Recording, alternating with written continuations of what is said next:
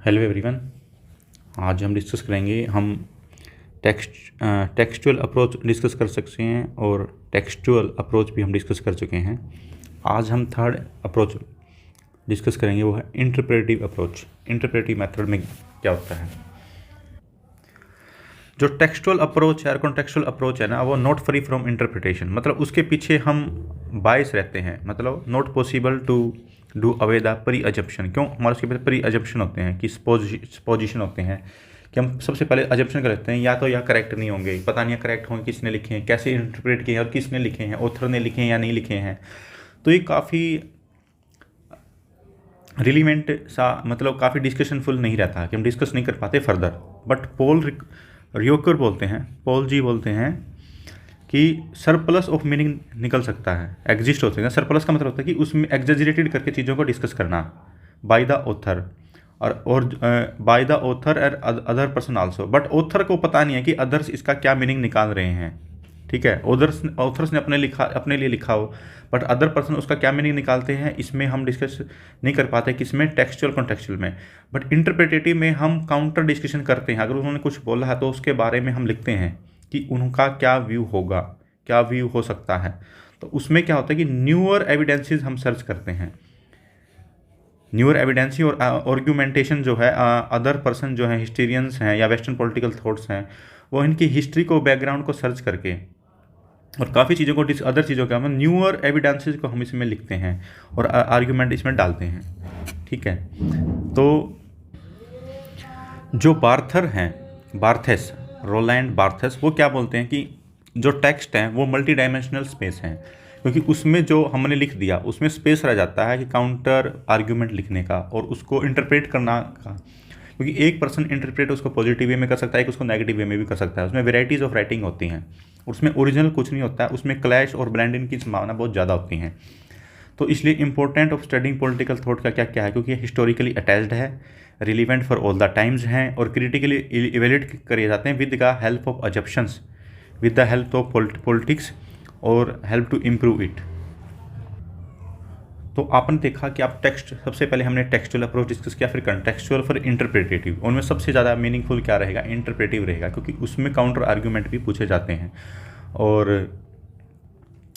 तो political philosophy में क्या होता है कि किस पे बेस्ड होती है? नॉर्मेटिव क्या होता है? जिस नॉर्म्स पर डिपेंड हो, मीन्स एथिकल हो, स्पेशली बिहेवियर के ऊपर। एब्स्ट्रैक्ट के ऊपर भी बेस्ड। एब्स्ट्रैक्ट का मतलब होती है कि only exist an idea, as an idea exist करे, नॉट फिजिकली। देन यूनिवर्सलिस्ट का मतलब होता है कि ऑल ह्यूमन काइंड जो है वो इक्वली ट्रीट किया जाए उनके वेलफेयर के लिए। And what ought to be, क्या होना चाहिए, सेट करता है standard for political conduct and generate the vision for good life. तो उसमें क्या होता है कि पॉलिटिकल कंडक्ट में होता है कि हमें कैसे कंडक्ट करना चाहिए पॉलिटिशियंस को, और हमारी लाइफ का क्या विजन होना चाहिए, जो हमारी डे टू डे लाइफ की प्रॉब्लम्स हैं उनको कैसे सॉर्ट आउट किया जाए। और जो हमारे पॉलिटिकल थॉट है वो ओवरलैप करते हैं किसके साथ? फिलोसफी के साथ, पॉलिटिकल फिलोसफी के साथ, इन ए सिग्निफिकेंट मैनर। जो पॉलिटिकल थॉट है इज नॉट ए फिलोसफी नहीं है, वो क्या है? फाउंडेशन ऑफ पॉलिटिकल साइंस है। जो पॉलिटिकल थॉट है वो क्या है? Foundation of political science. क्यों है? क्योंकि ये हमें प्रोवाइड करती है बेसिक कंसेप्ट, उसकी टर्मिनोलॉजी क्या क्या होंगी उसमें, जैसे कोई भी, जैसे इक्वालिटी है, जस्टिस है, उसके बारे में हम क्या लिखेंगे। फिर उसके बारे में लैंग्वेज, उसकी लैंग्वेज कैसी, ईजी होनी चाहिए, ईजी टू अंडरस्टैंड। फिर डिस्कोर्स कि क्या क्या, डिस्कोर्स का मतलब होता है कि एक लॉन्ग और सीरियस डिस्कशन होती है, या तो बोल के होती है या फिर राइटिंग में होती है। तो ये सारे क्या है? पॉलिटिकल थॉट के फाउंडेशंस हैं जो हमें आगे पढ़ेंगे इन डिटेल में। तो अब आगे पॉलिटिकल थ्योरी में क्या होता है कि ये हैवली डिपेंडेंट होती है किसके ऊपर? पॉलिटिकल थॉट के ऊपर। क्यों? क्योंकि हमें बेसिक टूल क्योंकि प्रोवाइड करते हैं बेसिक टूल, लाइक आइडियाज़, क्या क्या आइडियाज़ थे और उनके क्या क्या कंसेप्ट्स थे, उनकी टर्मिनोलॉजी क्या क्या थी। पॉलिटिकल थ्योरी इज़ ब्रॉडर, तो जो थ्योरी थी पॉलिटिकल थ्योरी वो काफ़ी ब्रॉडर है as compare to political concept से, पॉलिटिकल थॉट से। तो ये पॉलिटिकल थ्योरी क्या ब्रॉडर है, मोर जनरलाइज्ड है एंड इंटरडिसिप्लिनरी का मतलब क्या होता है कि एक डिसिप्लिनरी दूसरे डिसिप्लिन के साथ कनेक्ट है। जैसे पॉलिटिक्स है, एथिक्स के साथ कनेक्ट है, पॉलिटिक्स साइंस के साथ भी कनेक्ट है, और ये मोर जनरलाइज्ड है, मतलब बहुत ही बेसिक चीज़ है इसके अंदर, पॉलिटिकल थ्योरी के अंदर। तो political theory is categorize into two parts में कैटेगराइज करेंगे, नॉर्मेटिव एंड साइंटिफिक। नॉर्मेटिव में क्या होता है? Is based on norms, means values, concept के ऊपर डिपेंड है। Based upon values and conceptual क्या होता है, कंसेप्ट जो होते हैं उनके ऊपर डिपेंड है प्रॉपर डेफिनेशन के साथ।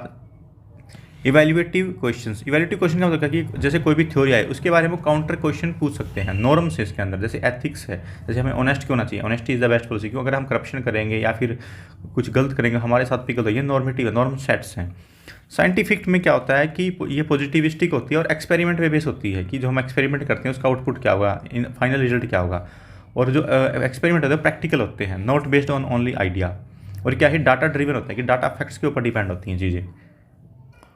तो ये प्रीवियस ईयर क्वेश्चन पेपर हैं 2001 के और 2010 के। 2001 में क्या पूछा गया था, comment relevant of the contextual approach to study the political theory.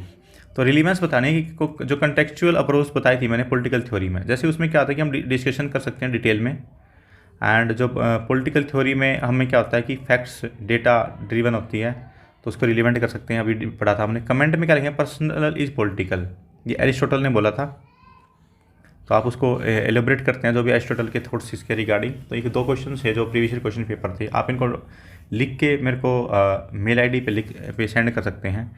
Mail ID है manjeet-jangda23@gmail.com। जो भी मेरे बच्चे हैं जिन्होंने ऐप परचेज रखी है उनको ये फ्री है। ओके, तो आप खुद से इन क्वेश्चन को लिखिए और एनालिसिस करिए कि आपको जो आपने पढ़ा था वो क्या आप रिलेट कर पा रहे हैं। अगर नहीं रिलेट कर रहे कोई बात नहीं है, आप इनके मॉडल आंसर मिलेंगे आपको एज ए PDF।